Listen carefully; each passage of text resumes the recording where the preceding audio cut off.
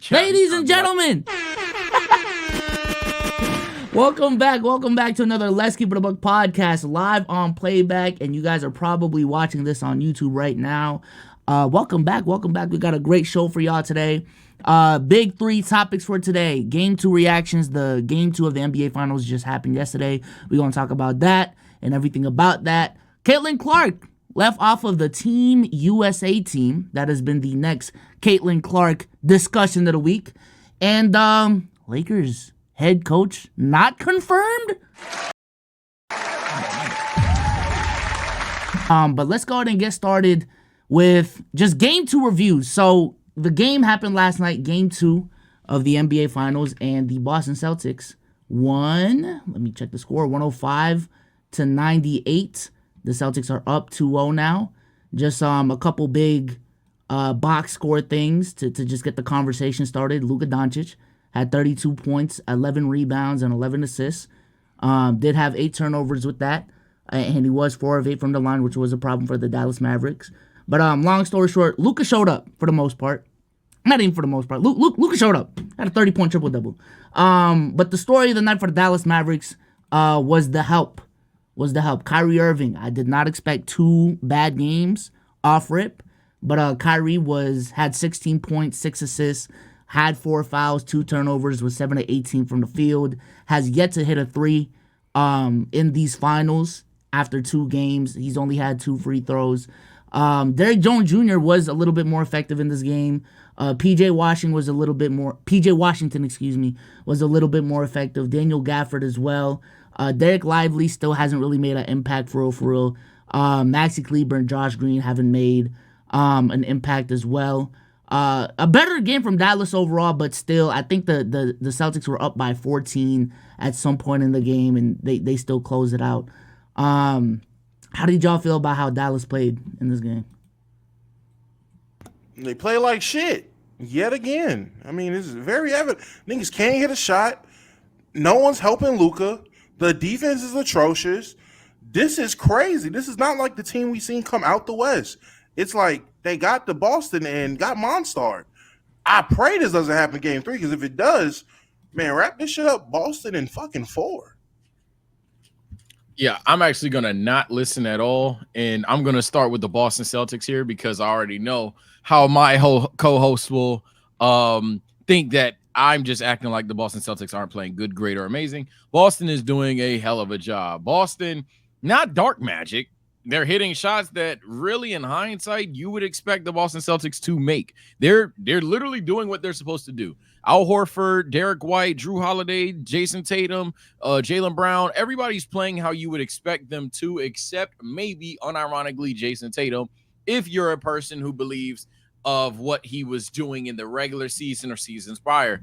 The biggest difference for Boston is definitely Jason Tatum's just willingness to say, hey, if the ball's not going in the basket, I'm doing everything else possible. I have to give credit where it's due there. Now, in Game 2 specifically, I got to be fair. He did try to make the shots. I'm not going to act like he didn't try to make the 22 shots. And I think he walked away with, what, 8 makes?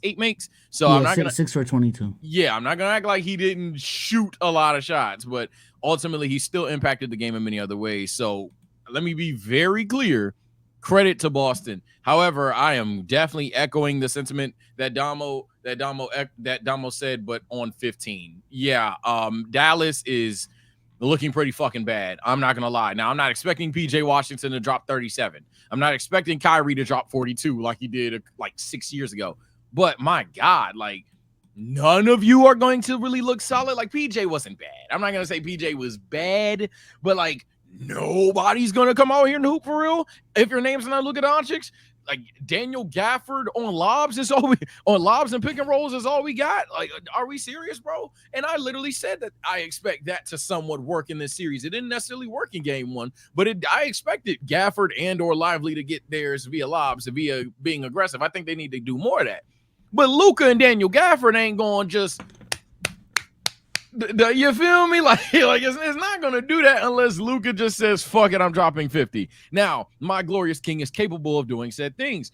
And like I told people that called it glaze, I think Luka's going to look fantastic against the Boston Celtics, and that's exactly been the case. I think the defensive attention Luka has drawn from Boston is actually getting downplayed. Luka's drawing some severe pressure from the Boston Celtics. There's some shots that he's just making over people. So this narrative that Luka isn't doing anything fantastic in terms of just his raw statistics, but he's just making shots and Boston's fine with it. Nah, Luka's giving niggas buckets. However, my God, Kyrie Irving.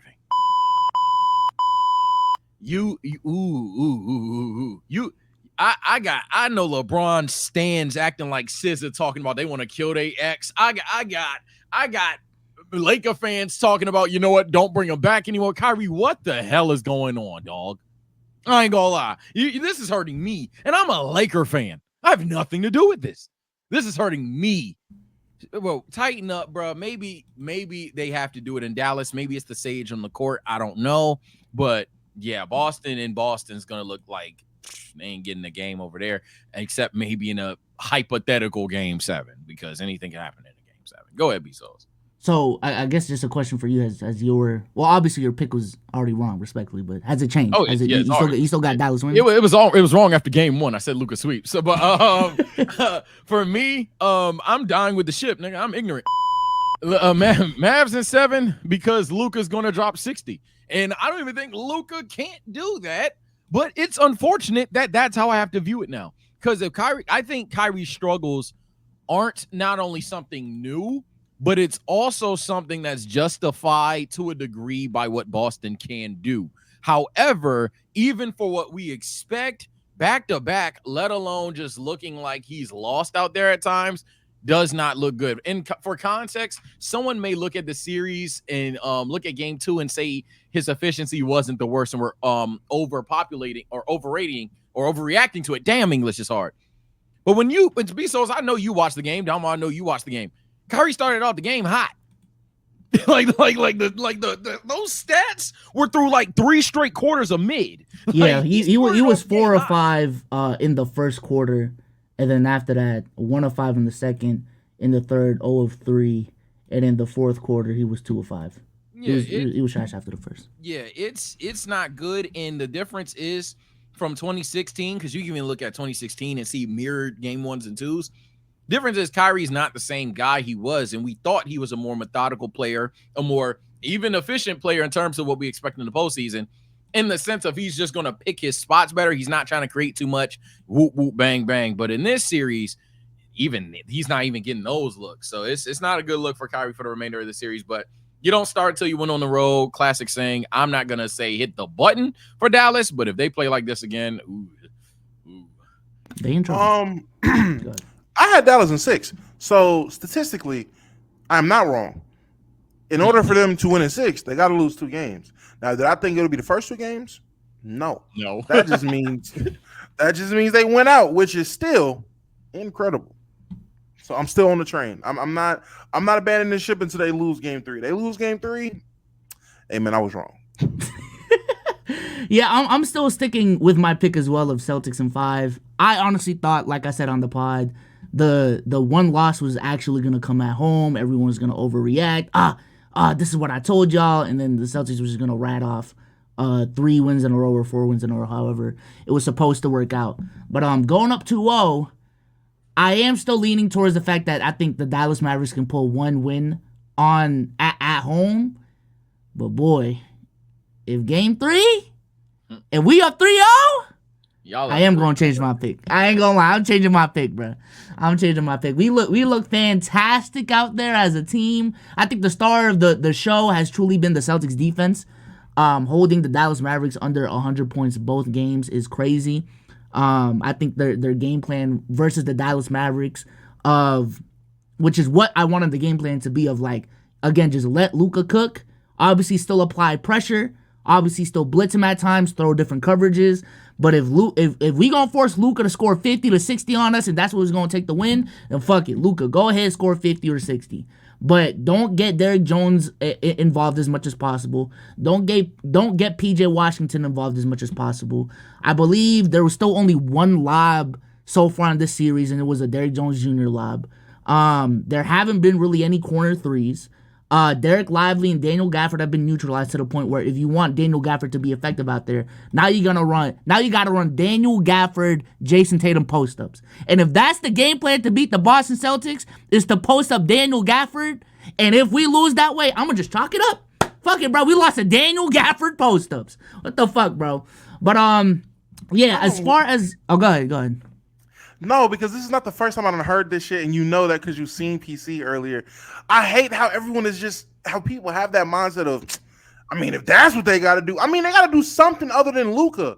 Anything to get the ball in the basket outside of Luka is a plus. So, yes, if it's Daniel Gafford post-ups because no one makes threes, and the first three is going to come midway through the fourth from fucking Dante Exum, nigga, Daniel Gafford, post your big ass up, please. Someone got to score. Like, they're not going to win if no one else can score.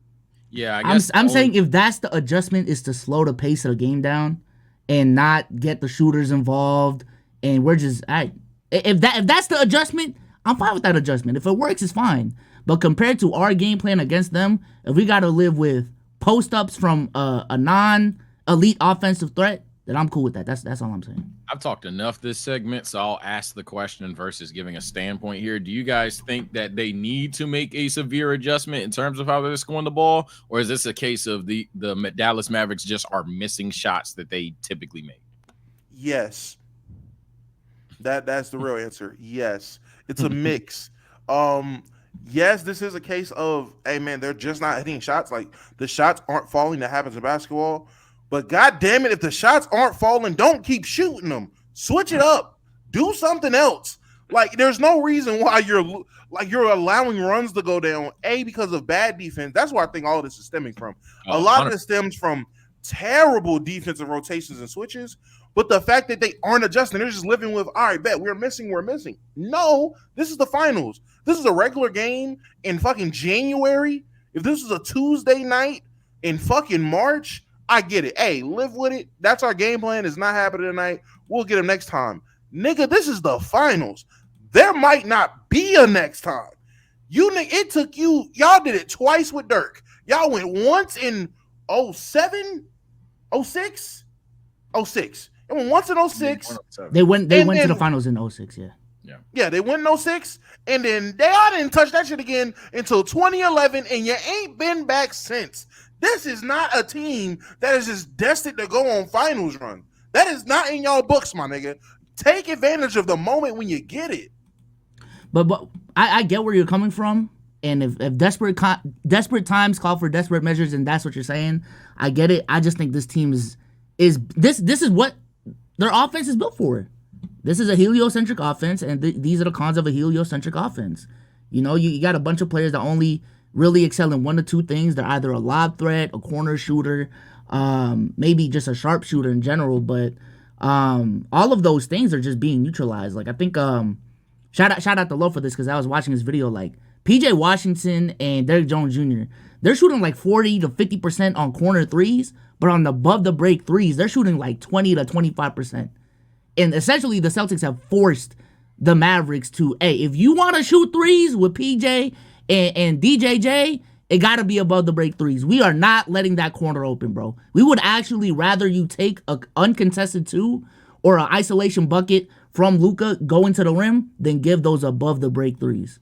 You know what I'm saying? So, I don't know. I just feel like Boston's defense, again, has been the star of the show so far.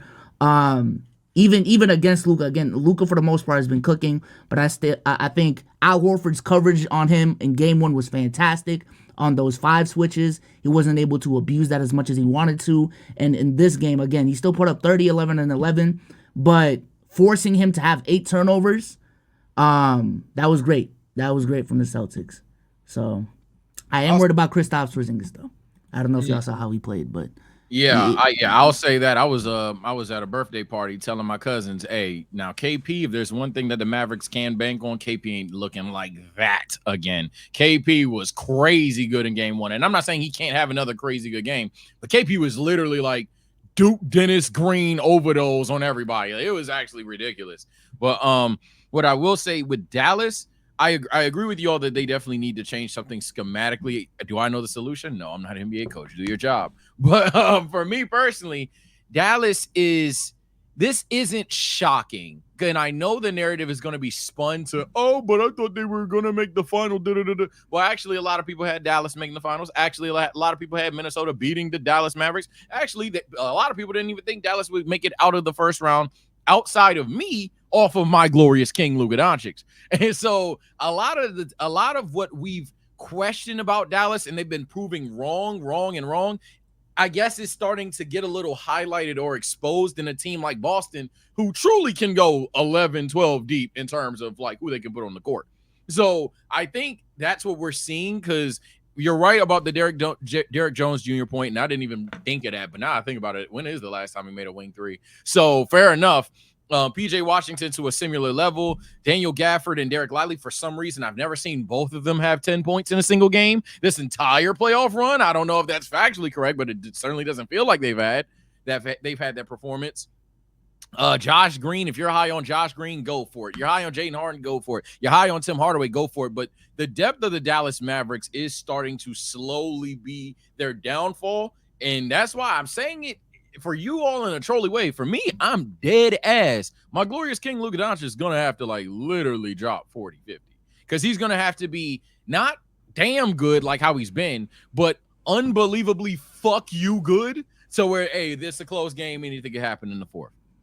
Yeah, let me just go ahead and summarize the Celtics box score real quick for everyone listening. So Kristaps, 12 points and 4 rebounds with 2 blocks in 23 minutes a game. Once again, they had to take him out early because there was a play where, bro, he was out there for like 2 minutes too long. And I ain't gonna lie, the Mavs came back a little bit just because of that 2 minute stretch. Like he was unplayable. Nevertheless, Drew Holiday, player of the game for many people, 26 points, 11 rebounds, with a steal in the block on 11 of 14 shooting from the field. Derek White had 18 points with 3 steals and 2 blocks on 40-40, 100 splits. Jaylen Brown, 21 points, 7 assists, 4 rebounds with 3 steals on 53-20, 100 splits. Jayson Tatum, though, and this is where I do want to take the conversation next, because with the Boston Celtics, he is the elephant in the room. 18 points, 12 assists, 9 rebounds, with only 3 turnovers. However, it's been the story of the Boston Celtics throughout these whole playoffs. Inefficient from the field. 6 of 22, 27%. 1 of 7 from 3. 5 of 6 from the line. How do we feel about how let me also bring this up as well. This is from StatMuse. I'm gonna bring it up on the chat to the right. This is a statistic from Jayson Tatum, and how he's playing in these finals. Since the 1979-80 season, Jayson Tatum has the lowest field goal percentage in the NBA Finals when attempting 150-plus shots at 35.4%. So this is a buildup of his poor finals performance in 2022. 2 games into the NBA Finals so far, he is looking like, he's not having a great scoring series again in the biggest stage. How do we feel about how Jayson Tatum has been playing so far? So for me, Dom, you know what? You go ahead. You start yourself. Oh, I mean, it's very simple. He's shooting like shit, but he's doing other things great in order for them to win. Now, yes, you can say, oh, well, his team is this good, so he can afford to do that. Say it. I don't care. I'm not a fucking Boston fan. The nigga's trying to win a championship, and he's showing that. It's one thing if this nigga was JJ Redick and he couldn't hit, then it's like, all right, what are you on the court doing? Nothing. Doing cardio. If Kyle Korver is 3 for fucking 12 from the field, you're like, all right, bro, this is stinky, because he's not doing nothing else. The very least, and I'm not sitting here saying, oh, man, this is what you expect. Well, no, this is what you expect from a top 5 player. If you're not scoring, what else are you doing to win? I've heard the comment, oh, this is crazy. Y'all not holding them to a top 5 standard. Yeah, we are. If you're not scoring, what else can you do for me? And Tatum is showing you he's doing other shit. He's playing defense. He's playmaking. He's getting real rebounds. I will give him that. These rebounds he's gotten are contested. They're real. He's boxing out. He's not just camping in the lane off of he is genuinely getting rebounds. He's shooting like shit. I don't think he's the Finals MVP, and that's fine. I think other players might end up. There are other players with better cases to be Finals MVP. 100% fine. No one is saying he's Finals MVP. But y'all are making it seem like this nigga Jayson Tatum isn't doing anything but missing. That's crazy. And I'm looking at chat now. Role player duties. Shut the fuck up, pussy. You're scared to talk. I'm not trying to hear. Oh my god, like role player duties are dumb. Name me any star player in NBA history that when they have a bad night, they're not required to do anything else. Fucking history. Name right now. Who's the rest of your top 5? If they're not doing anything, what else do you expect them to do? Kevin Durant, you can't say that. His defense has been immaculate. These 2 years on the Suns, he's played great defense. He's been able to board. Boom. There you go. Curry is not top 5. Surprise, surprise. Oh, Curry's not top 5. If he's in your top 5, you're a kid. I guess I'll intervene here and say, to be fair, and I'm surprised you're way nicer in this situation, because to be fair, Curry was certainly a top 5 player. If he's not right now, you can some people will argue it, and that's fine. But he certainly was a top 5 player. And when he was a top 5 player, he was a top 5 player while also not being as good as a defender as he is today or even a couple of years ago. And when those shits went around of Curry not playing well while not scoring the ball well while simultaneously being a top 5 player, we kind of had a what the fuck situation go on, whether you're looking at the either finals performance, because some of you guys don't think that he was really good at any finals. To go a step further beyond just the top 5 take that's going along on the Twitter sphere, how about finals MVP? The idea that, like, hey, my God, Curry, you don't have a finals MVP haunted him from his first championship until what, 2022? So yeah. For me, I'm not obtuse. I'm not ignorant, and as much as a hater I want to be, I'm not gonna sit here and just OD troll for content, right? In my personal opinion, Jayson Tatum is definitely matured as a player. I think you split those 2 finals rather than combine them, because personally, let me say that again. I think you split those 2 finals rather than to combine them, because for me personally, these are 2 different versions of the player and 2 different reasons why he's efficient. The first time I go around, he was a shit. I don't know what to tell you. If you think he was good, go for it. I think he was just ass. This time goes around, yes, he's not scoring, but he's doing everything else. However, I do think we're being a little bit on that ultra progressive shit, because it is to a point where, okay, this nigga shot 6 of 22.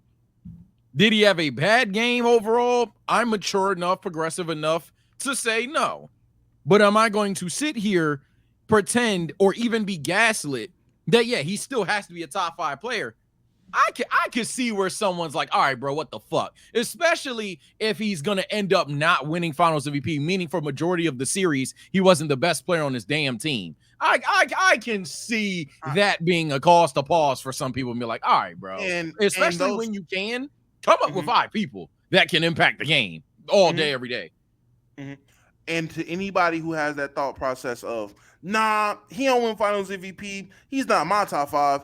Curry should have never been in your top 5 until 2022 is all I'm saying. Keep it consistent. If him playing not good enough to be a finals MVP is why he's not going to be top 5 next year for anybody if they win, keep it. I shouldn't go on your Twitter and find you having Curry top 3 talks before 2022. I shouldn't find you calling Curry the best player in the league before 2022. I'm not trying to hear that. Niggas are saying Curry had I'm seeing a nigga that Curry had an MVP. Shut up, pussy. I'm hearing you say you don't got a Warriors fans MVP. are the same fans that, like, y'all remember those conversations about how, like, oh, this is a game where Curry had 0 points, but if you really watch the game tape, he still had a good game because of the gravity. Oh, like, come on, bro. Like, again, if you on that side, stay on that side. You know what I'm saying? So to me, just to cap off my take on the whole JT shit, I would be lying again if I told y'all he was playing great. But I think I still don't think he's playing bad. I think he's mid. Literally middle of the fucking pack. You know, I get the fact that his elite skill is supposed to be scoring. He's supposed to be a 30-point per game scorer. He's supposed to shoot closer to 50%. He's supposed to shoot closer to 40% from 3, and he is not doing that. But I also cannot take away from the other things that he's affecting the game. His rebounding, his playmaking, which has just been really huge. I think that's the main difference between 2022 and now, is if Jayson Tatum wasn't scoring, he wasn't able to make the reads as fast as he's making right now. He's still playing great defense. And again, I watched his shot attempts last night on Twitch. Were they perfect? No. There were a couple of bad attempts. But I'm saying the majority of the decisions he was making, It was the right decision. He just wasn't actually finishing the bucket, or he was just missing open shots. That was it. I didn't have a problem with his decision making. I didn't have a problem with his shot selection. Can I just add real quick? Just real quick. Yes, chat. I am the same guy who was for the last year and a half, said Tatum is not a 1. He's a 2.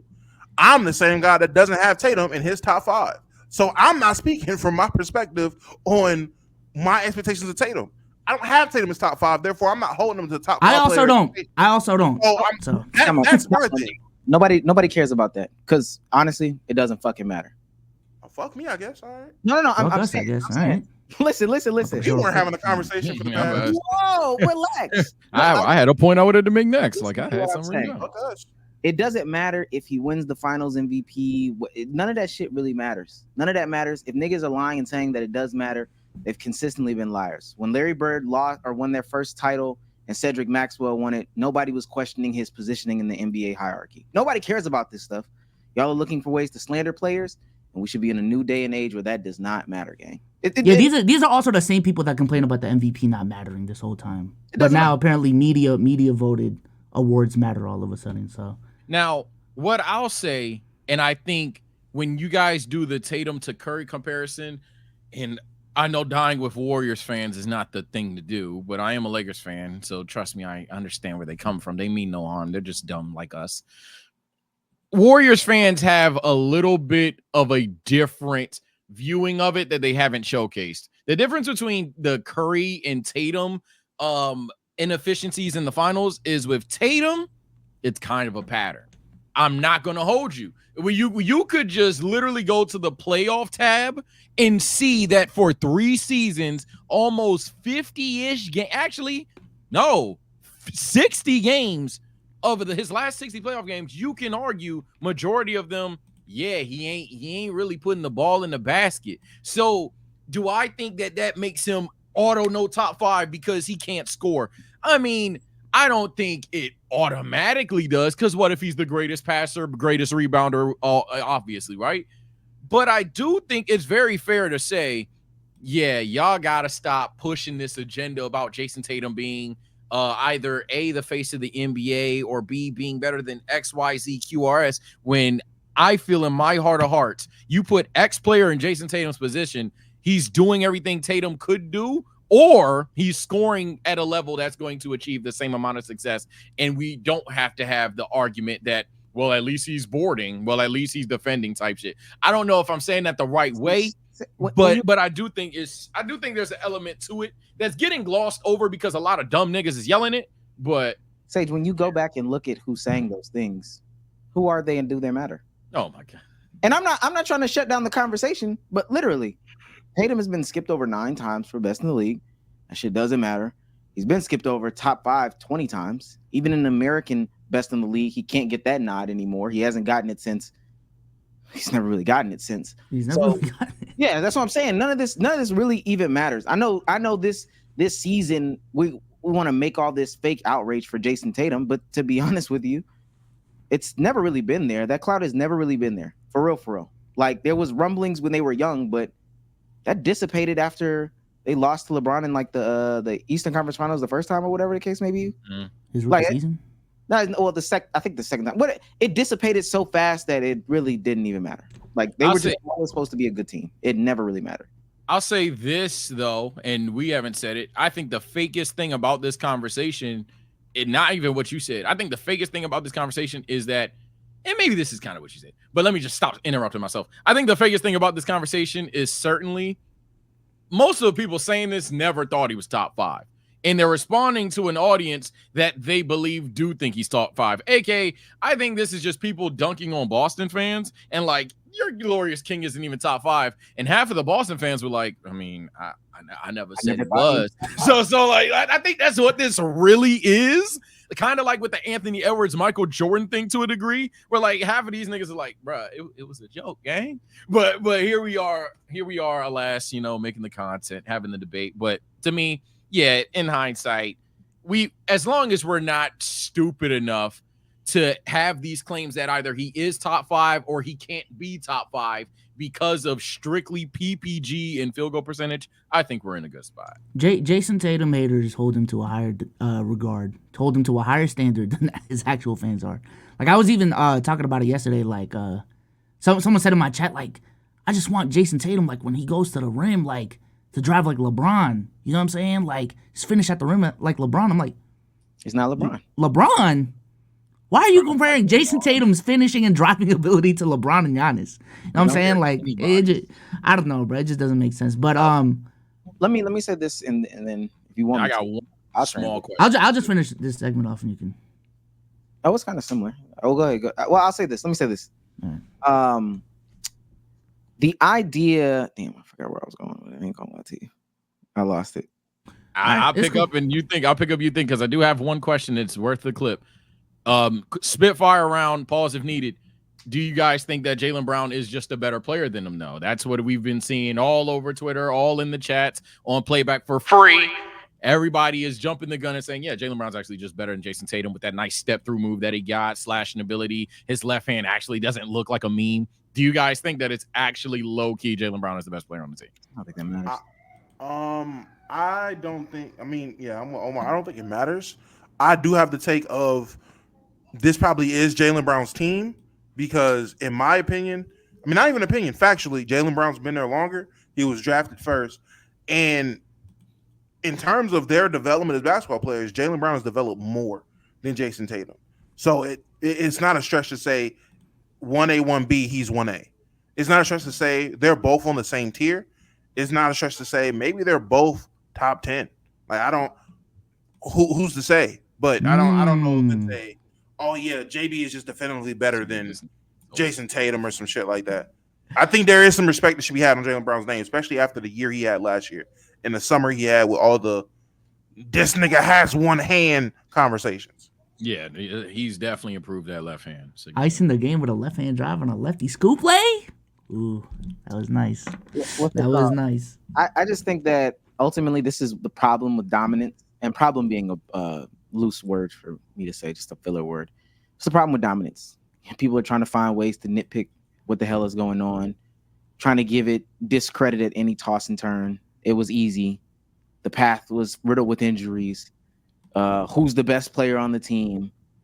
Like, you can go back and look at some of those Larry Bird Celtics teams, and mind you, I'm saying Larry Bird Celtics teams, and Kevin McHale is carrying series. There's finals where him and Larry Bird are neck and neck. It's clear disadvantages between somebody and somebody else, like, oh, Robert Parrish is really slowing down Kareem Abdul-Jabbar, whatever the case may be. This conversation didn't exist before we got into this new era. They didn't question, oh, well, is it McHale's team? There was nobody that had to come on the network, and because what Shaq did was stupid to me. I'm just saying, don't let that outside chatter get in. That's you. That happened to you. You're projecting, and Shaq's been projecting for a little while now because he feels bad about something. That's all. That's media bullshit. Don't nobody care about that shit. We winning. I think Tatum's still the best player.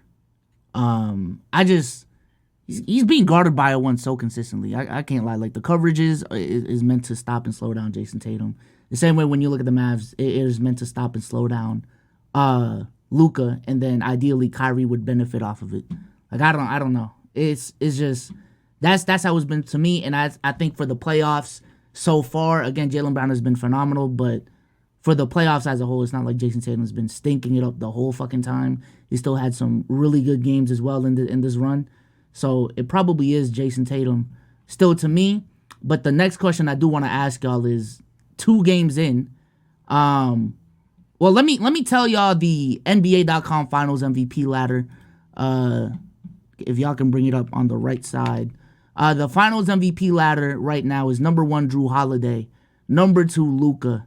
Number 3, Jaylen Brown. Number 4, Jason Tatum. And number 5, Kristaps Porzingis. So I got 2 questions for y'all. Number 1, who is y'all Finals MVP so far? And number 2, I've also heard the rumblings, or not rumblings, but it's a genuine conversation because they have Luka at 2. Is Luka on the trajectory of being a Finals MVP winner while being on the losing team? Or should he be? To be honest, that boy ain't no Jerry West. What? No. Yeah, no. They should have never did it before, and they shouldn't They shouldn't do it now. There's times where potentially could have did it, but they don't need to do that. That was stupid then. But they've done it. They've done it.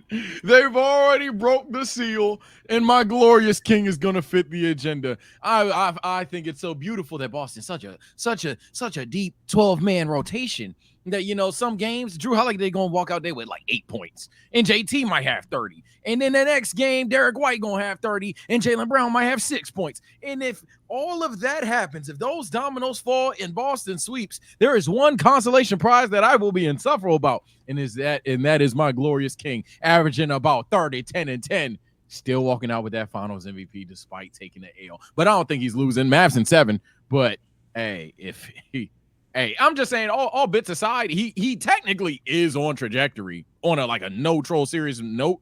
Because if you have to argue anybody, everybody in Boston literally will not, like, any given day will not have a pattern of them dropping 20, except maybe Jaylen Brown. Every other Boston Celtic may be the guy that night. Luka's going to be the guy for Dallas throughout the entire time unless he chokes. So right. straight up question for you. He literally does. Celtics win in 5. The stats remain pretty much the same as they are right now. Are you giving Luka the Finals MVP?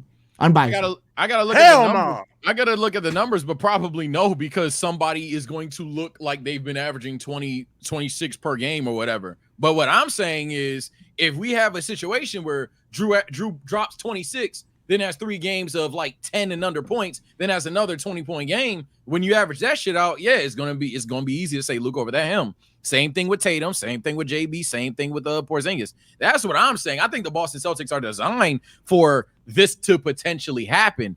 Do I think it probably will happen? No.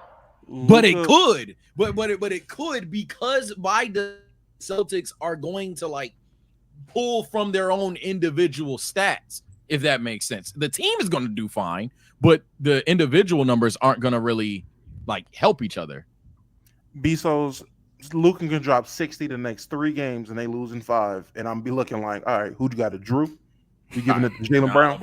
I don't know. Al Horford? Porzingis? If you already I'm not giving no loser no Finals MVP. What does this look like? 70s ball? And even when it happened for Jerry West, the context around it made that stupid for why he won it. He didn't even win it for a legit reason. He won it based off some dumb shit too. So that was literally the first year that was giving out the award. And they let did they not let the players vote for it? Wasn't it like a so. player vote? The players were like, you ain't gonna lie. That nigga Jerry was cooking. Fuck it. Wasn't it a sympathy win too? Type shit. It was all dumb. All the context based around why Jerry won is dumb. Luka can go out that bitch and drop 70 2 games, 65, and they lose in 5. And I'm gonna be looking like, so is it Tatum or Brown? Who's getting it? Because I'm not even gonna consider a nigga on the losing team. Get confetti rain down on him, standing there on the court, so he can get that dumbass screenshot of, oh yeah, he hungry next year. He just hasn't played well to even I don't know. Like, I've seen more dominant losers, for lack of a better term, bro. Like 2014 LeBron, when he was going crazy against the Spurs, even though they lost in 5, that's one. 2015 LeBron, that's another. 2018 LeBron, like a lot of LeBrons actually. And if he didn't get Finals MVP during those carry jobs when he actually won games, especially if this shit's a sweep, bro, I'm not even entertaining that, bro. We 2 games in, then this ain't fair. I just want to say, it was the first time they did give it out. That was some sympathy ass shit. And then ultimately, as a real competitor, why would you go out there and pick that award up?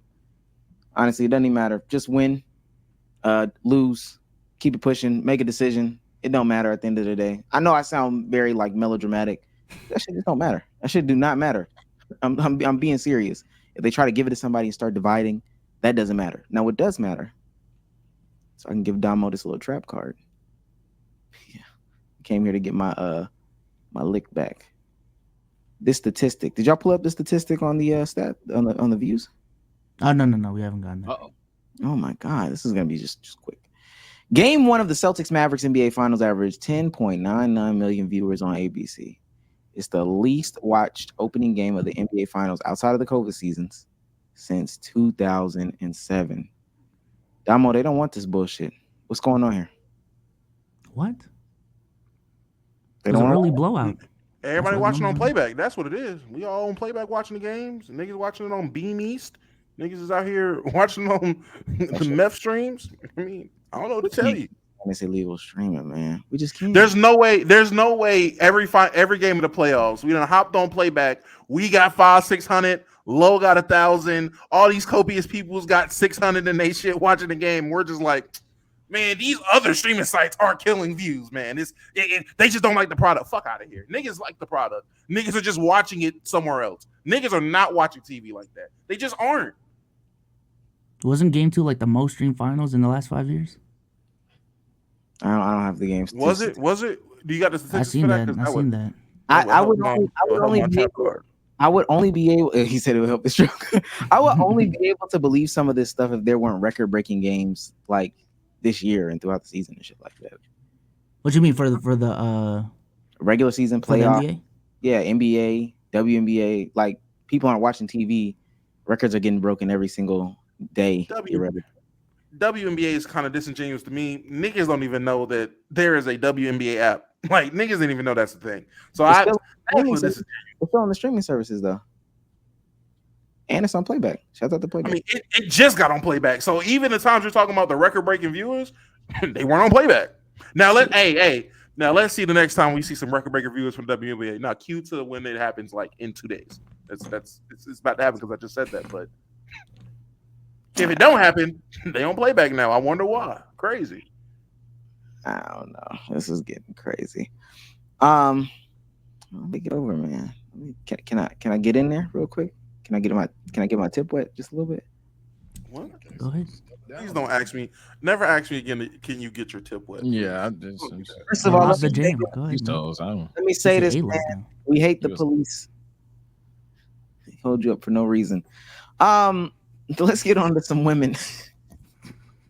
Wait, real quick. Can I just say, and this probably is a crazy time to say it. R.I.P. Comic Storian, man. I just seen on the timeline he passed, bro. That's crazy.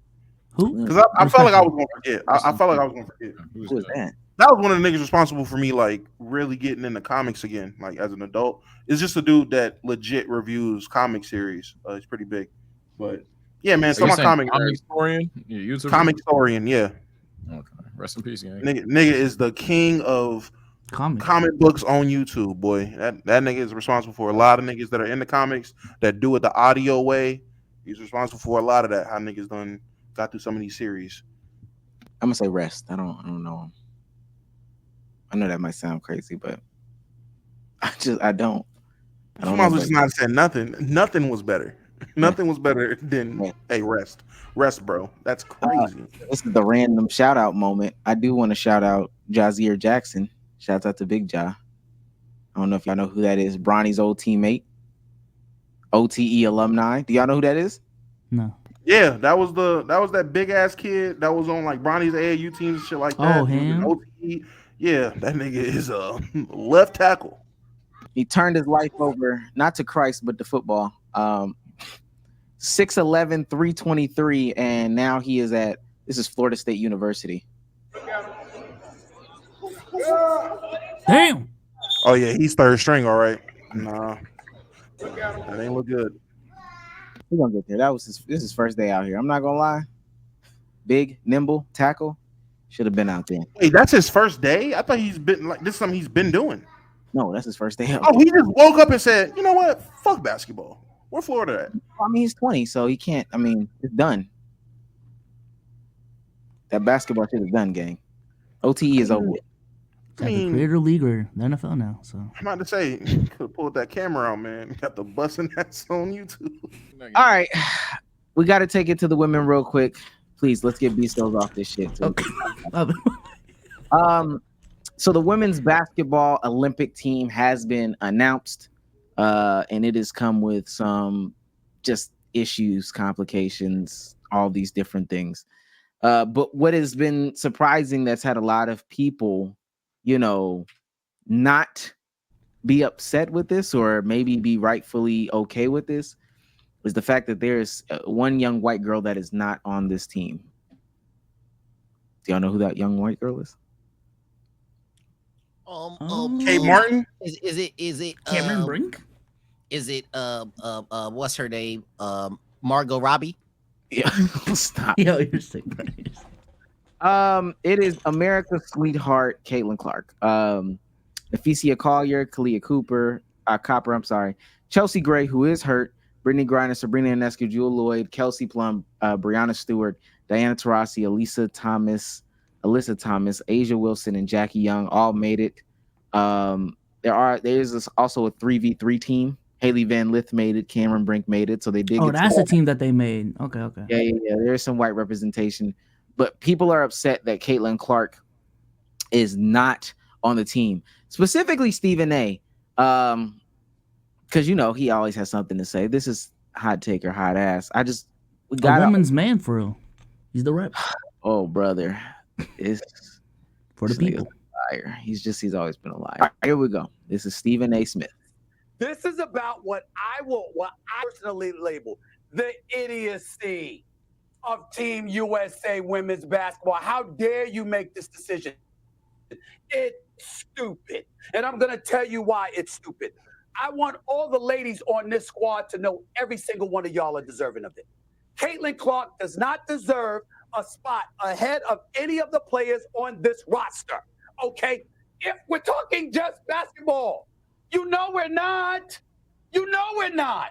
Let's harken back to the Dream Team in 1992. Remember when Christian Laettner was on that squad? Forget the other pro players. Forget the pro players. Forget the pro players. That's a given. First time NBA players were allowed to participate.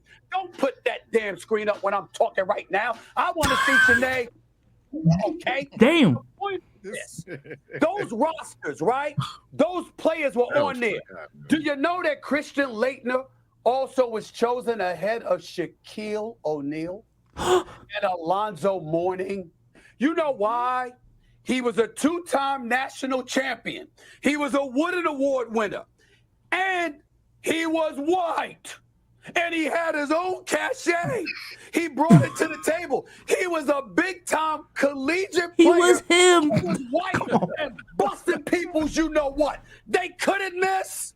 And they didn't need him. You had Jordan, you had Magic, you had everybody, and you still picked that dude. Why? It wasn't because of basketball, even though he had the basketball credentials. It was because of something else. And they didn't need the palm. But the WNBA does. White! Okay. He was white. He was white. He was white. It's hilarious. I gotta admit it. He goes on to say it was a stupid decision because it compromises what your ultimate goal is, which is to elevate the WNBA brand. How could you be that idiotic and not make that call when throughout history, Team USA has been in part about marketing? It's dumb, period. White! He goes on to scream white 6 more times. Is this hot Really? take? No, he's not. Oh my God. My bad. I mean, it's believable. Is this a hot take, or hot ass take? Please let me start. This shit is ass. This whole discourse is ass. The fact that this is national fucking news and niggas is really talking about this, getting their think pieces off, is ass. And this shit's pissing me off. I don't understand. I do understand it. Matter of fact, I have realized what it is about Caitlin Clark. Caitlin Clark has something that 99% of the rest of the women in the WNBA don't got. Whiteness. Aura. The MAGA fan base. I promise you, the ability to have anything happen to you, your name, anything, in the amount of motherfuckers who don't even watch the sport nor care. They stop talking about Joe Biden sucks. Look at Hunter Biden. They stop talking about Trump 2024 or 20 whatever. They stop talking about government assistance. Get them out of here. They stop talking about the wall and they say, you know what? I see white woman in an Iowa jersey. Get these monkeys away from her. Every time. No one else has that. Angel Reese don't got it. Cardoza don't got it.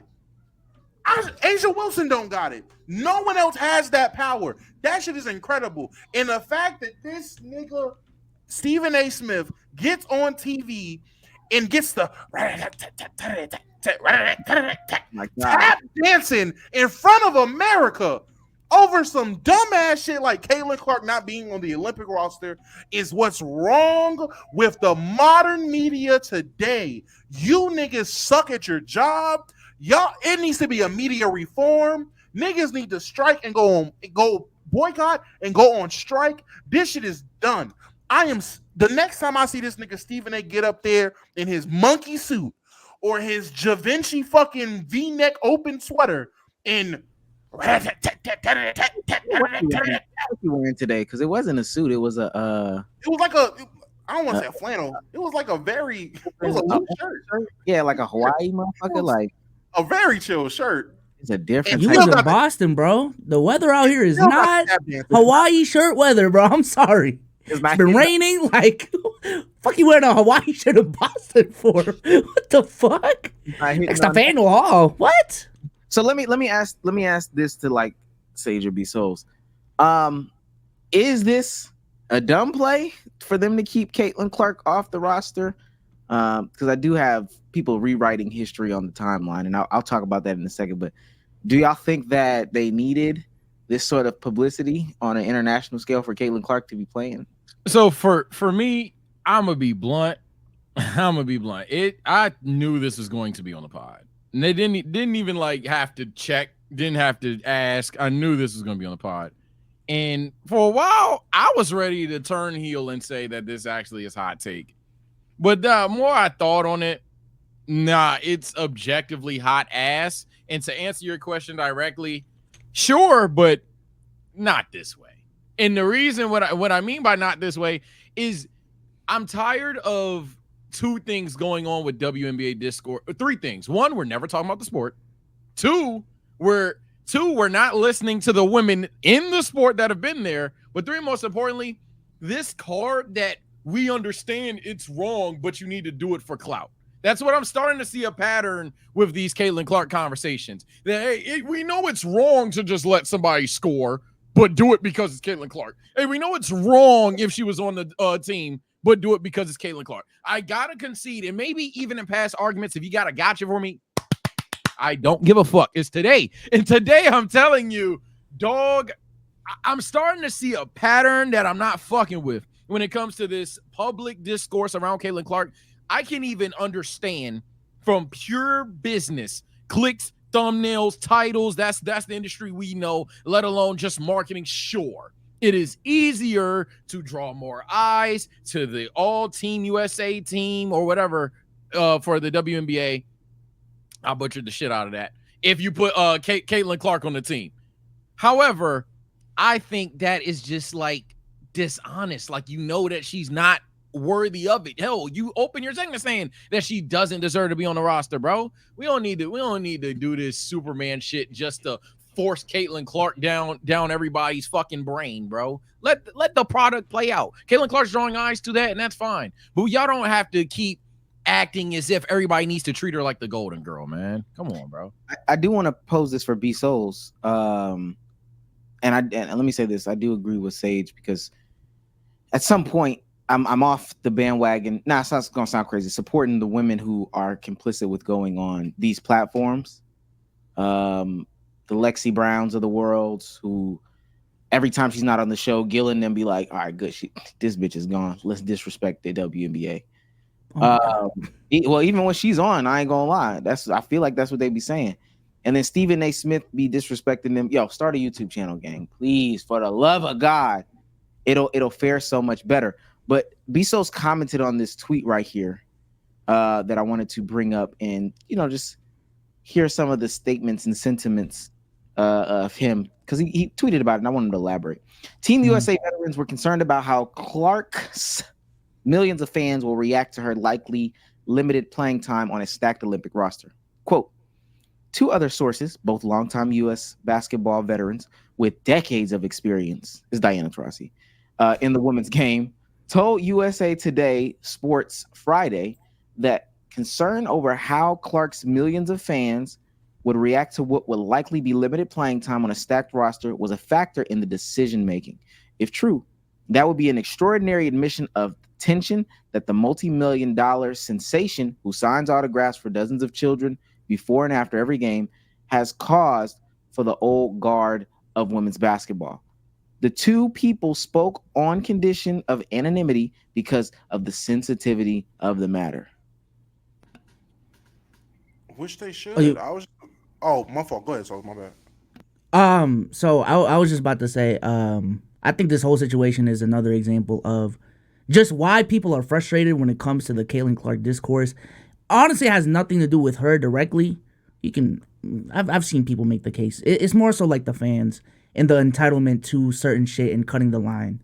When I saw the original roster, I looked at the roster and said, these players are just better than her. You know what I'm saying? So I don't have a problem with the way that they selected, but I will say that tweet right there kind of threw a wedge in it for me in the terms of, if she didn't get selected just off of basketball reasons alone, cool, that's fine. If you don't think Caitlin Clark deserved to make it onto the team because all 12 of those players are better, that's fine. But the report the tweet that Omar just showed, and maybe I just misinterpreted it, and that's why I asked on the timeline, is that an admission of she is not on the team not because of her basketball skills, not because of how good she is in basketball? Is that an admission of, oh, we just don't want the toxicity around the conversation? And I feel like if that's why she got snubbed, she kind of got hoed. That's all I'm saying. I feel like she kind of got hoed. I don't think she got hold. And I was about to say, I'm definitely on the counter of that one. I don't think she got hold. You have toxic fucking fans, and people don't have to deal with that if they don't have to. You got to deal with that shit in the season because you got to play the Fever. The Fever got to play. You're going to play Indiana. That's fine. She does not have to be on the Olympic roster, A, because of experience, B, because they select who's on this team. And they have the right to say, if you're going to have fucking millions of people harassing, cooning around, they're not going to they don't have to deal with that. Recently they just had that post of the Kennedy Chandler girl and the rest of the Sky saying how they was harassed by old boy Paparazzo or whatever it was. Now, I'm not about to sit here and tell whoever, if you feel harassed, you feel harassed. I'm not going to sit here and say what harassment is. But all it was a nigga trying to get answers for Caitlin Clark. And that was one fan. And they ain't like that from one nigga. Now imagine legions of these people. The game she just played, I'm looking in the crowd, and I'm like, damn, it's a lot of dark spots. Those dark spots are niggas in Caitlin Clark 22 shirts. And I'm like, God damn, it's a lot of these motherfuckers out here. Black hood, me. Whoa. No. They might as well. Those might as well be black hoods. Because ain't gonna lie, that's how they moving. So imagine a legion of motherfuckers in black hoods. Hey, Diana, hey, the fuck is that? Huh? Come, hey, ski! What the hell? Like, I don't think anybody wants to.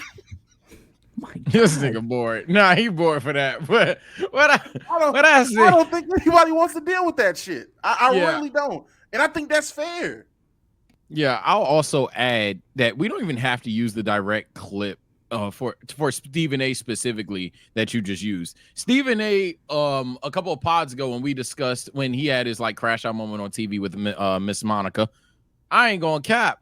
I remember writing down, and I have it right here, Stephen A's general point was some people are jealous of Caitlin Clark and they need to use her momentum that she's built versus hate on it. But like that's damn near verbatim what he says. And we're talking about a grown adult woman just getting used. Like, even in support of Caitlin Clark, it's like, bro, we're treating her, and someone in the chat said it better than I would have. We're treating her like a marketing tool. Bro, this is a human being. This is an actual human being. She does not need to be purely just for marketing and only marketing, dog. There should not, these conversations shouldn't just be, oh yeah, how can Caitlin Clark put on X, Y, and Z or put on the entire product? Bro, let her hoop. And if she's not qualified to hoop for certain things, then that's it. Well, hold on now, Sage, because Stephen A would have a problem with what Stephen A said?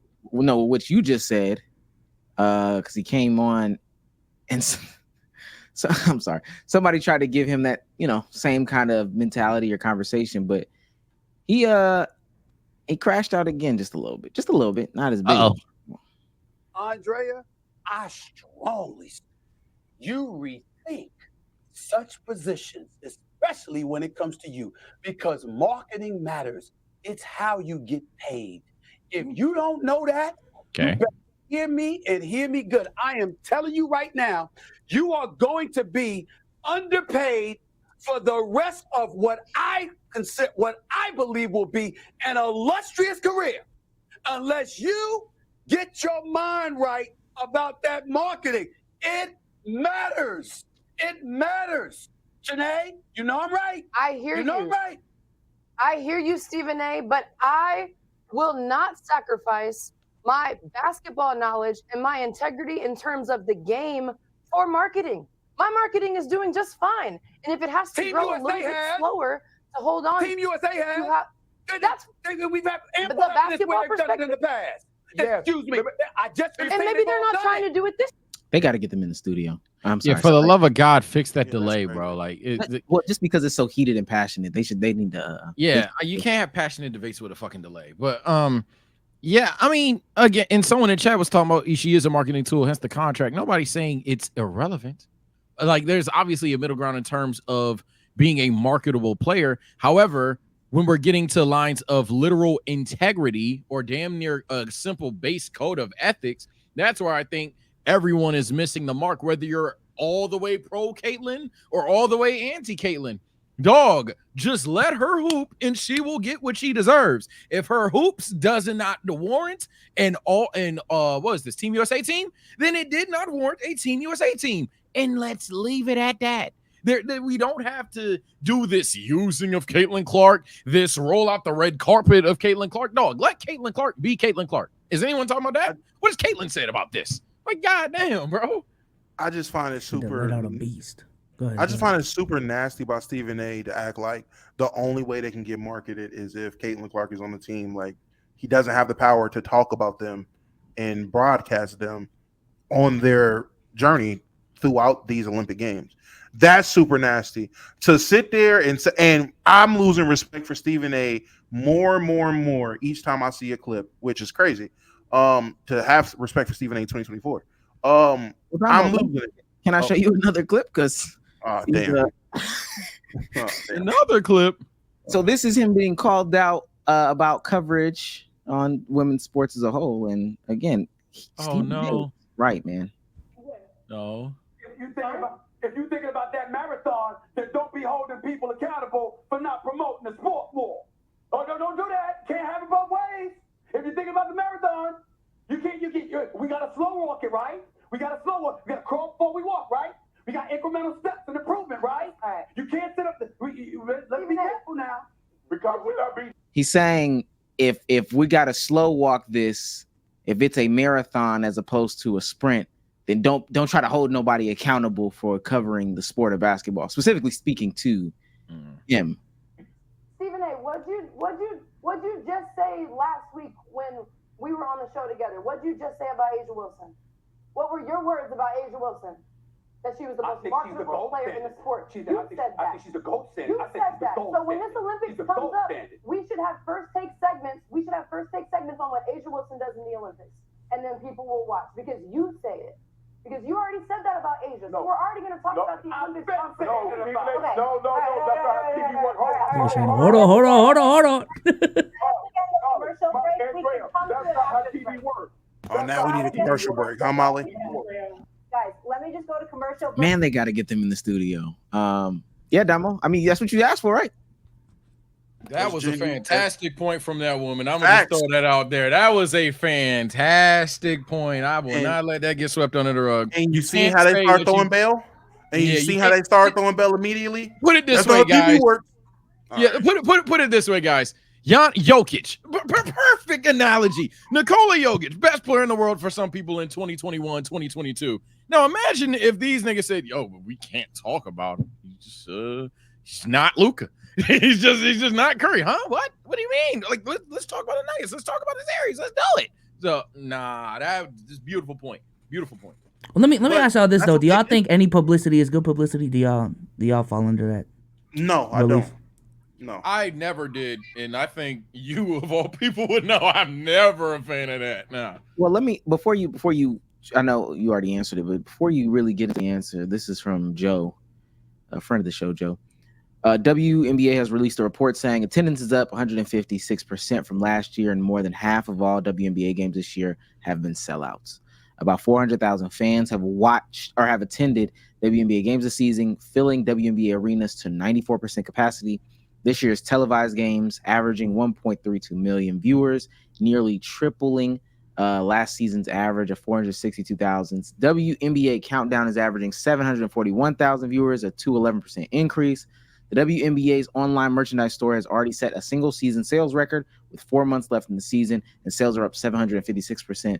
The WNBA social channel gained 157 million video views through the first week of the season, an all-time record, and up 380% compared to last year. And last but not least, the WNBA set an all-time high for League Pass subscriptions last month with 355% increase versus last season.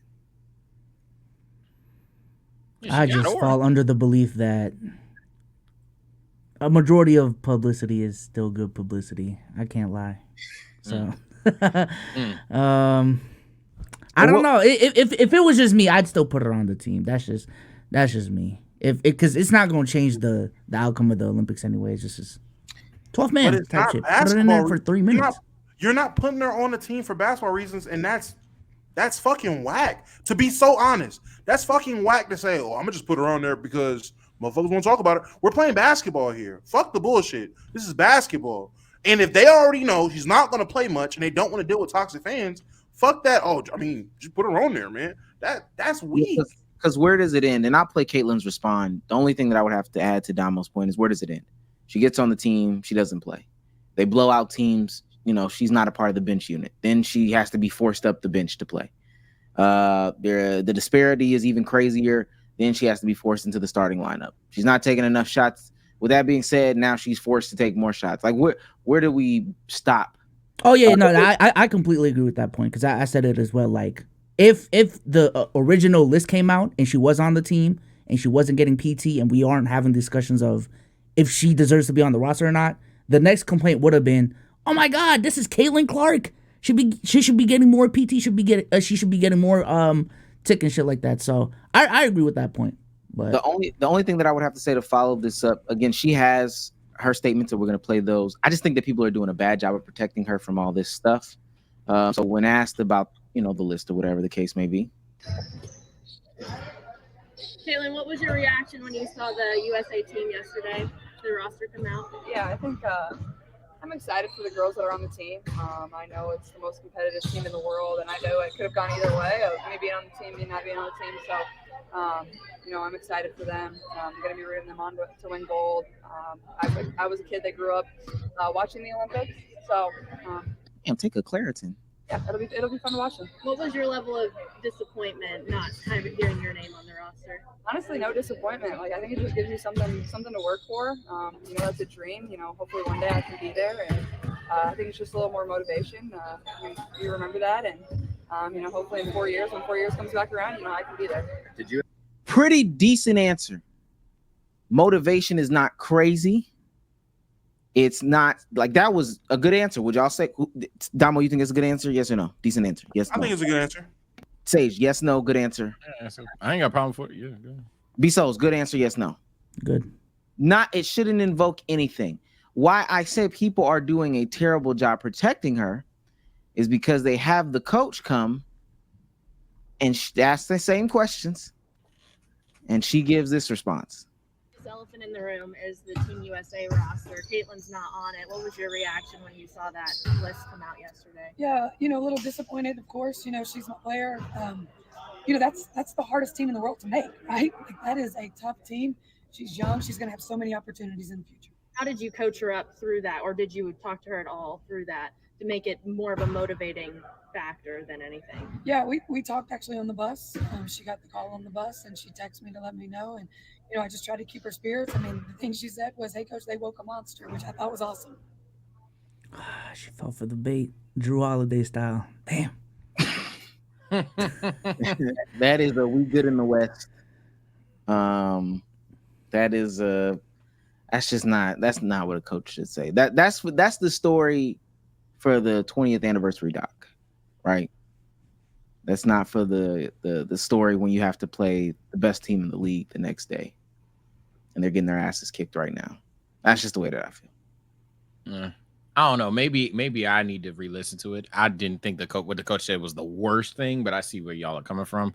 I just think it's funny that, again, what is Caitlin saying about this? We hear Caitlin essentially have the most generic athlete response possible. And now that I'm really sitting here thinking about it, if Caitlin Clark made the team and she felt like it was some consolation prize, again, how would she feel about this? Like, how would she, like, these are athletes. These are the most competitive people on the planet, arguably. How would she feel if everyone and their mother knew that she is not one of the top 12 women in the league, but she's on the team because she's marketable? This is what I'm saying when I'm going back to, bro, she's a fucking person. She's not a tool. Now, yes, you can have the argument like how BSOLZ will, that all marketability is good, and you can easily show some stats to show that Caitlin Clark has the aura or anything. But at the end of the day, it's just very exhausting to me that we're just treating her kind of just like a push the WNBA button. She's a player. Let her play the game. And what happens? It's just and before we move on to the next thing, it's just that let me ask you this as an athlete. If somebody said, if you heard the coach say, you know, you woke up a monster and you had to go guard Caitlin Clark the next day, what's the first thing you saying? Punching her in the mouth. It's like, nah, it's not. But on the serious shit, I'm like, monster. Like, I don't care. Like, I'm 100% immediately playing Caitlin Clark with the sole intent of making her either look physically, I'm pushing her first possession, or trying to show her that I'm just significantly more skilled. But yes, I'm trying to immediately outshine her for sure. Monster ass. Just wanted to highlight this before we move on, because I really came on here to talk about the Lakers. This is from Xavier C. Miller. This is the stuff that this stuff makes me stop when I scroll Twitter, and I just have to speak.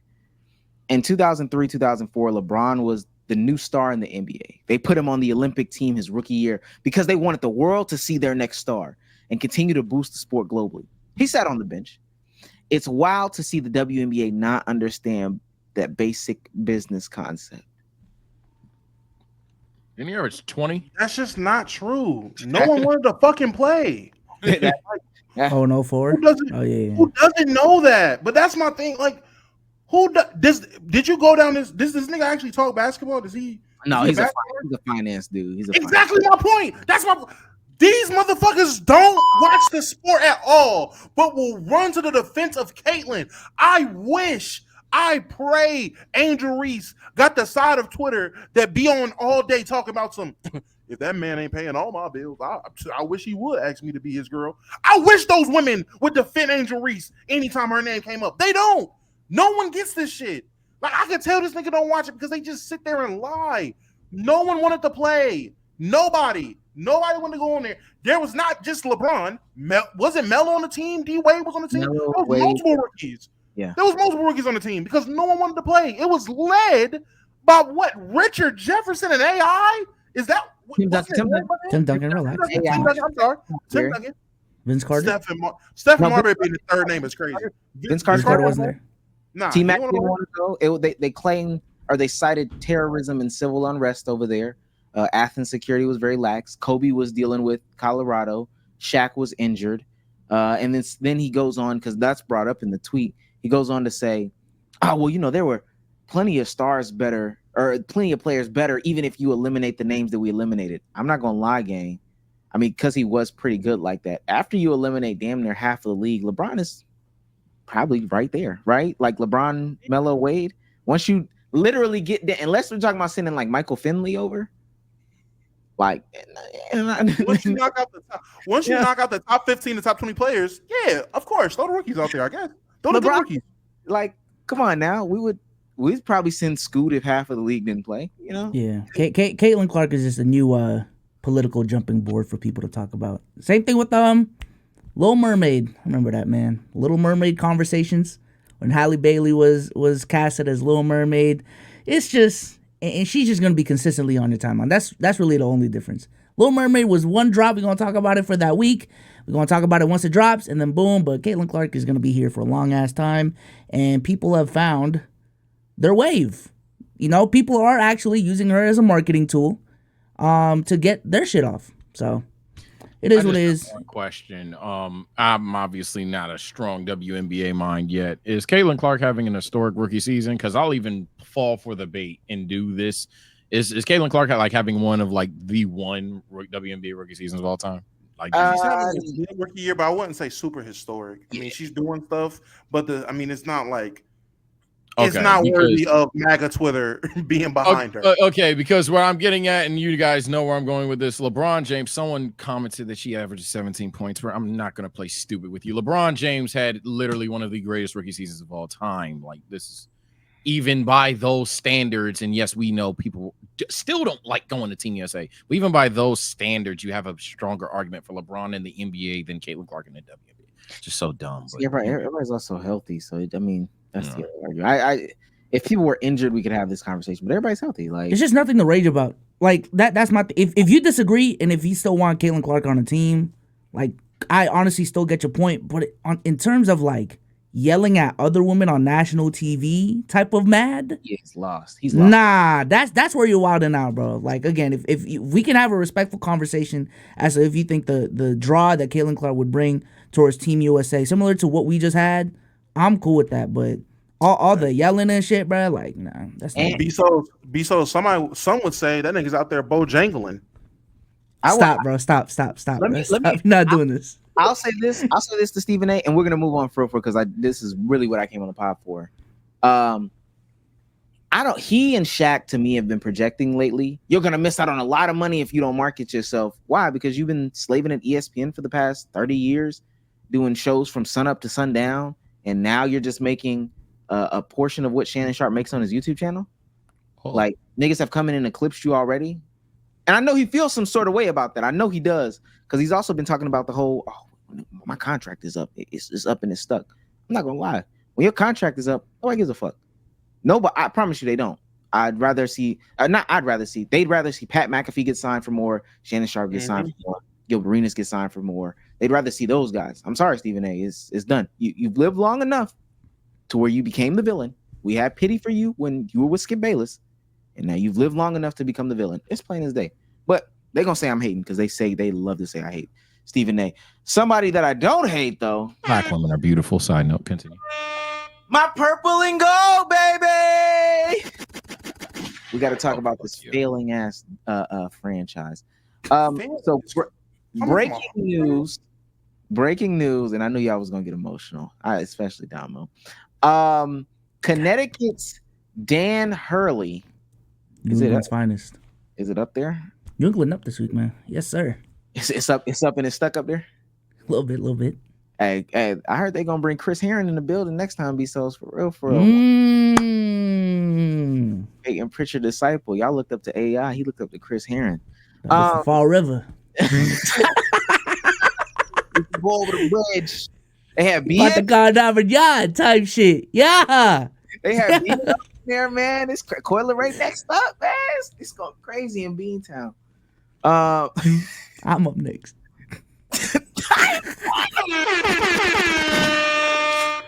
Connecticut's Dan Hurley has turned down the Los Angeles Lakers' 6-year, $70 million offer and will return to chase a third straight national title. LA would have made him one of the NBA's 6th highest paid coaches. Now, I don't know where my mouse is right now, so I'm not going to be able to stop screen sharing. I don't know if it just died or what. There we go. I don't know. Oh man, need help. My mouse is stuck. Where is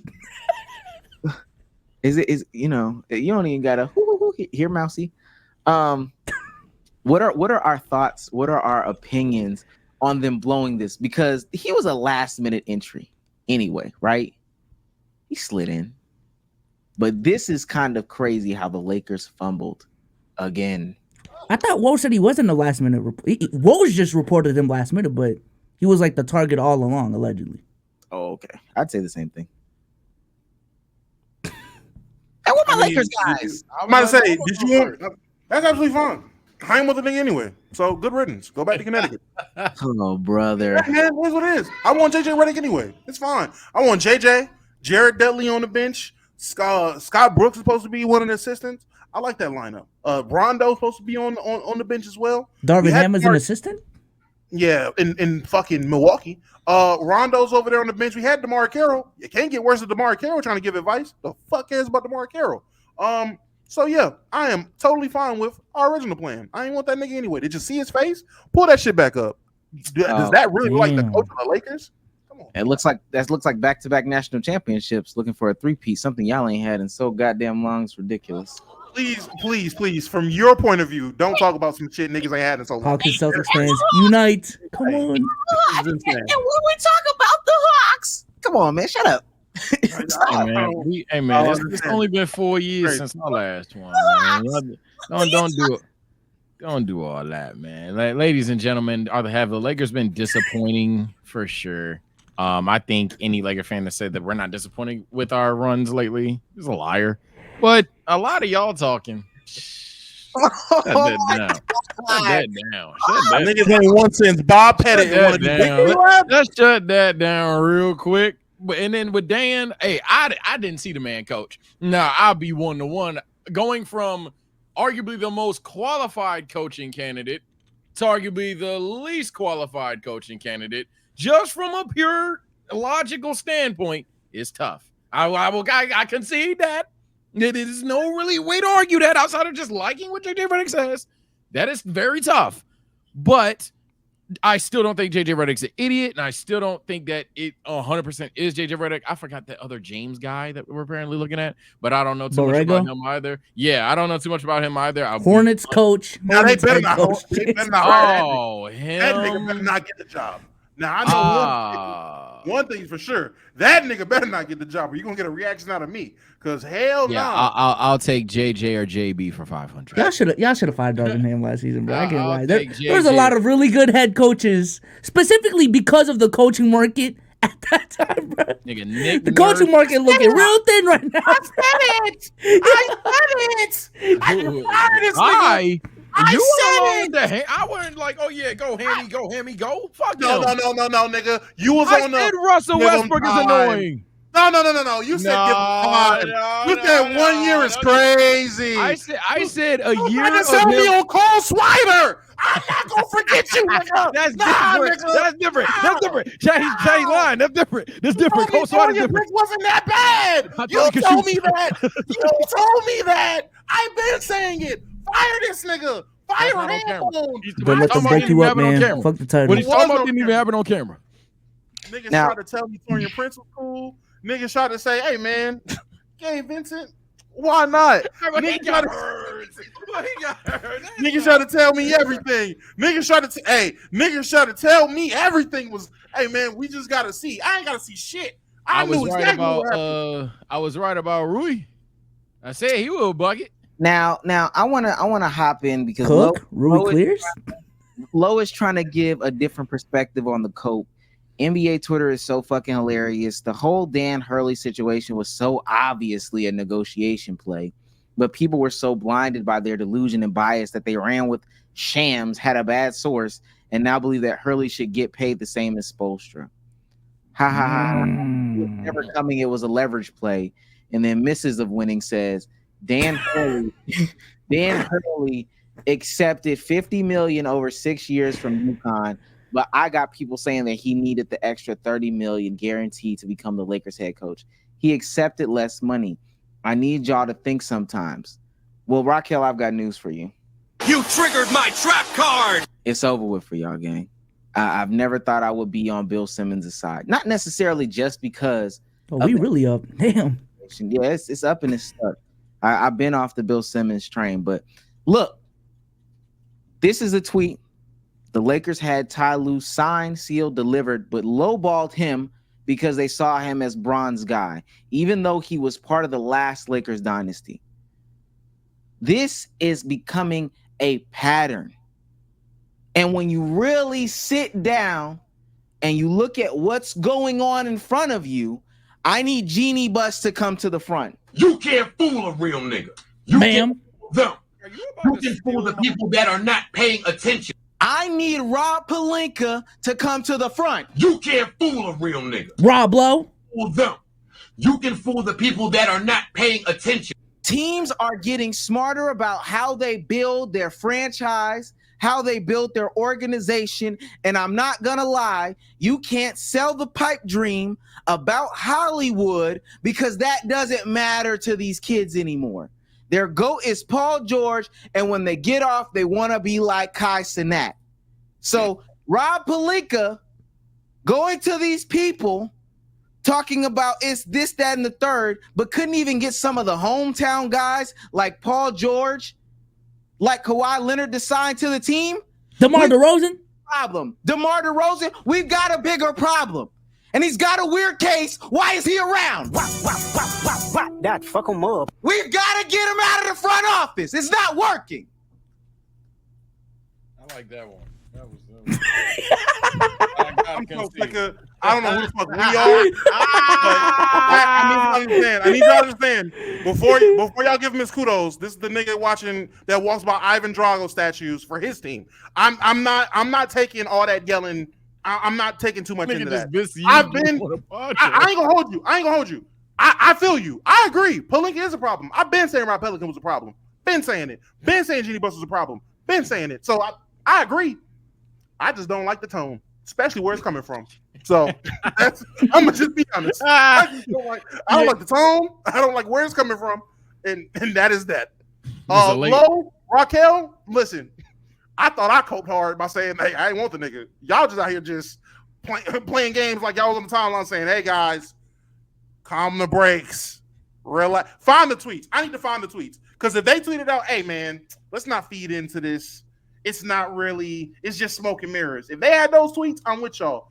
Y'all niggas was strung along just like us. I mean, maybe Dan will be okay. Is Dan the worst option? Now y'all know the marketing employees. Crazy household. They bringing coke to the meetings. Niggas don't even do coke no more, bro. I'm trying to tell you, the niggas are clueless. I'm trying to. She spoiled milk. She spoiled milk, right? They trying to bring Playboy baddies in there. Hugh Hefner's dead. Okay, it's about OnlyFans now. Get with the Get Ruby in the building. What? Ruby in the building. They got DeMar DeRozan in there sitting down. Again, you party? You party tomorrow? Do I party? What? He look like what? Where the carts at? Where the vapes at? Like what? Carts is crazy. DeMar DeRozan looking for carts. Where's the hookah? If DeMar DeRozan smoking carts at 34 is crazy. DeMar DeRozan at 34 party. I need hookah, buddy. Hookah. What?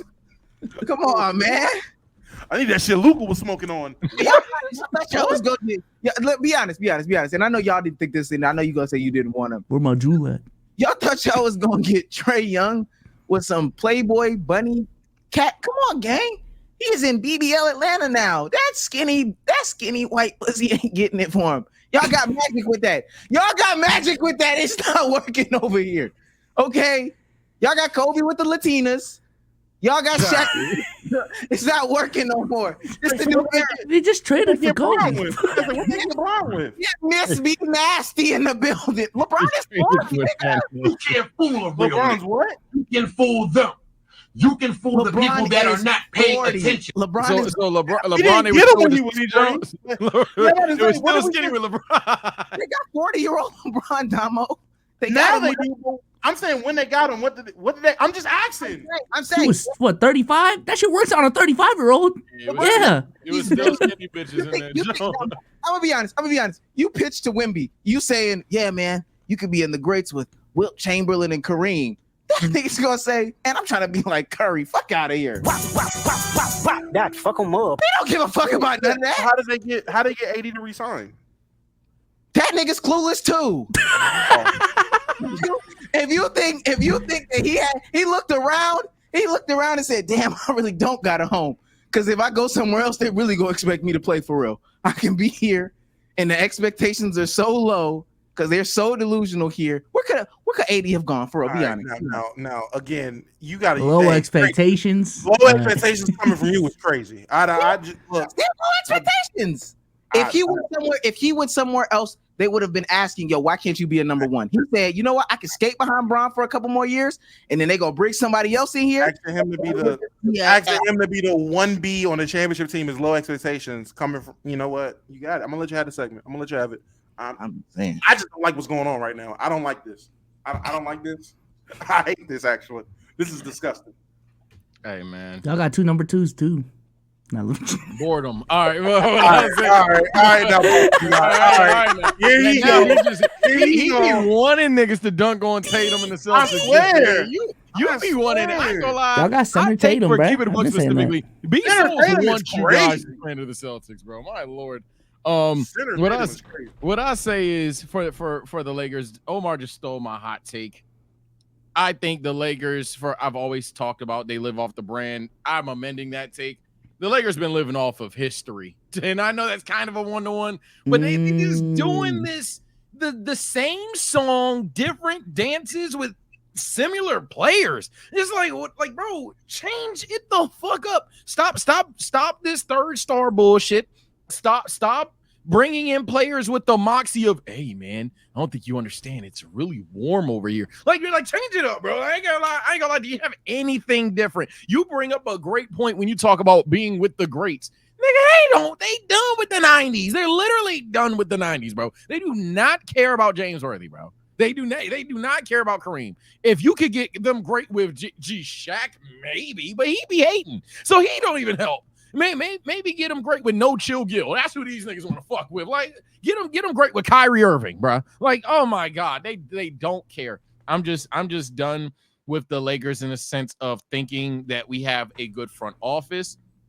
To bring that back to the original conversation, and me and Dama was trolling about it. But if I ever was like a year's crazy, it's because I've always blamed the front office as numero uno. This season, Ham made a good case that was mainly him. But definitely for the past couple of years, we got a LeBron bailout of hell. The Lakers have not been the most impressive franchise in terms of what they're supposed to be. And the worst part about it, if you were to call me a hypocrite and say, well, stop being historical, the thing is the Lakers have been in positions to still be like how they were supposed to be, and they fumble consistently. It's sad. We should have known when Jerry West decided not to go back over there, man. Oh, should have. Okay, now I tell you now. Hey, I get I'm the omni casual to pod. Nigga, I knew when Dr. Bus was and Jerry West was gone. I said, oh. You lose arguably 2 of the greatest? No shot in hell. It's cooked. Jerry West went to the Clippers for like a month and turned shit around. What you doing? BSOLZ, before we get out of here, give it to me. Hot take of the week. This is crazy after the segment we just had, but not too much on first takes topic selection, man. That's all I gotta say, man. Motherfuckers got a daily show. Motherfuckers got clips to make. We do the same shit on here too. We talked about the same topics they talked about. Y'all acting like y'all don't know the game, bro. They can't talk about the finals for fucking 2 hours straight. Come on, man. Yeah, hot take. I don't have. I'm gonna say hot ass. Like, nah. I mean, I give SOLZ a little bit of credit in the sense of, I mean, when we literally have a topic reacting to them, sure. When we have a topic that talks about the finals and then don't talk about the finals for the remainder of the pod, sure. However, where you lose me is first take will have 2 whole dedicated hours and a much higher responsibility than us in troll with it. I think it's not exactly a 1-to-1. So that's they go live what, 2 hours a day? I don't know what they at least have 2 hours. They at least go live for an hour 40 if you want to factor in the commercials and shit. Hour 45 times a week. I'm sorry, but if Kendrick Perkins got unfollowed by LeBron, give him 10 minutes, bro. Like I just don't blame him. Let's keep going. You can have 2 minutes, not 10. Damo. Kind of a left field one, but listen, man, these little kids is ungrateful. Look, came across my timeline, and a simple question. I really need y'all opinion on this. I don't think she was being disrespectful nor ungrateful. Thread right here of a mom and her child, her oldest baby, right here. Need to charge her phone. Goddamn. Come outside real quick. Okay, coming. Do you not like the car? Why did you go back in the house? No, I don't even know what that is. You and dad drive nice cars. I was expecting a nice car as well. Tiffany, which obviously isn't her name, but fuck it. Tiffany, this is your first car. You're only 16 and in high school. Are you being serious right now? Okay, I do not want the car. I don't want that car. I don't like it at all. Basically, we spent money on it. We paid cash on it.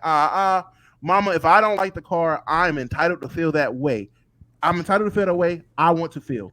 That's not my style. I'm a growing girl. I go to the 11th grade next year, graduating early, and I'm an honor student. I'm not being ungrateful or disrespectful, but I do not like the car. And then you can see that's the problem with you kids now. So our mama is definitely old. Real quick, this is the car. Old Buick, nothing crazy, nothing fancy. Old Buick. Let me ask my co-hosts, do y'all think that the daughter is being ungrateful and or disrespectful? Disrespectful, no cap, no. You don't have to like it. You don't have to like it. Just straight up. She doesn't like the car. Cool. Ungrateful, hell yeah. Ungrateful. You got a free car, my nigga. Gang, I as a person that has a lot of family members in this age group, I'm telling them all the time, bro. Y'all, like at the cookout I was just at, niggas was ranting about their parents for like 20 minutes. I'm just sitting there. At some point, I'm like, bro, y'all bitching about some lucky shit right now. Let's just say, like, I'm not trying to act like I'm Mr. Hood. I'm far from it. I'm a suburban nigga. But my God, y'all bitching about some shit that I didn't have that. And if I could have had that, nigga, I would have said yes hella fast. Let alone when I did get certain opportunities for certain conversations, I said, yes, thank you. What the fuck? And I just dealt with it and I grew to like it. So if I had a free car on the lot, I don't like it right now, but maybe I'm going to try to get it painted. Maybe I'm going to customize it. Maybe I'm going to just drive around in it more until I like it because it's a free car. You tripping. Ungrateful, but I think it is coming from a place of like, she don't know. She doesn't know any better. But, nah, she's tripping. She's tripping. I'm not going to echo, of course, ungrateful, but whatever. You can voice your opinion. You can share your sentiments or whatever. You just have to live with what happens afterwards because that's just life. I actually would encourage her to voice her displeasure with things. There could have been some miscommunication or a disconnect there or something along the lines. So I'm not mad at her for voicing that at all. I think that should be more championed. And I don't think that the repercussions should be anything crazy for her voicing her opinion, to be honest with you. It's just, but you got to pick your battles, though. I'm always say, and that's going to sound a little bit hypocritical. Hypocritical is going to sound, but you got to pick your battles because if her parents was like, oh, you don't like it? Shit, my bad. And took it away. Now it's like, fuck. But then that's excessive for the parents. So why are you doing that to your daughter? Yeah, you see where it goes like crazy. So it's I don't know. I feel like it's a yin yang thing, and that's a whole different conversation for a different day. Because it would be weird for the parents to yoink the car, but it's also in a real and I guess realistic or practical that a parent would overreact and do that. So they shouldn't do that. They shouldn't. Yeah, I mean, if she's saying she don't like it, she ain't gonna drive it. I mean, I don't listen. You bought the car cash. I don't know if you want to resell the car or whatever. Just let it sit there until she decides. That's their prerogative. I know what I would do. I definitely know what my parents would do. All I'm saying is, I'm not gonna hold you. If fast forward another 14 years and I'm in this situation, one, I just want to say her priorities are so fucked up to the point to where she says, "You and mom drive nice cars. I was expecting a nice car." That was. I feel like I felt like that was crazy, but that could also just come from a lack of communication about what's going on. I can see it from both ways. Coming from my background, I feel like that's crazy to say to your peoples. But at the same time, if they didn't communicate, like they're getting you a car, if y'all haven't talked about cars for real, then I can definitely understand why your expectations are set a little high. I don't know what a nice car is to her. I'm about to say what are these nice cars that that her parents have? But if she's saying you got a 20, I just wanted the 2012 Accord, and that's a nice car to her. Okay, Cool. He Yeah. wasn't asking for a But that's beater. what I do want to bring that up, and mind you, I don't want to harp on this, but I feel like, and Sage may have not used these words, but I remember when we were talking about cars, and we talked about getting a used car, but he was saying that somebody said, or the verbiage got to, I would want a nice car, or the concept of a nice car, something like that. And then when we got into it, it was lower mileage because of the issues of like safety and repairs and all this other stuff like that. So a nice car to her could be like, hey, I look at this and I see that this is a 2002. I have safety concerns. I have concerns about whether it breaks down or not. It opens. I like it because it's communication. It sounds like a healthy way to communicate. Let's sit down and let's have a conversation. I wouldn't take it away from her. I bought this car for you, so I don't have to pick you up.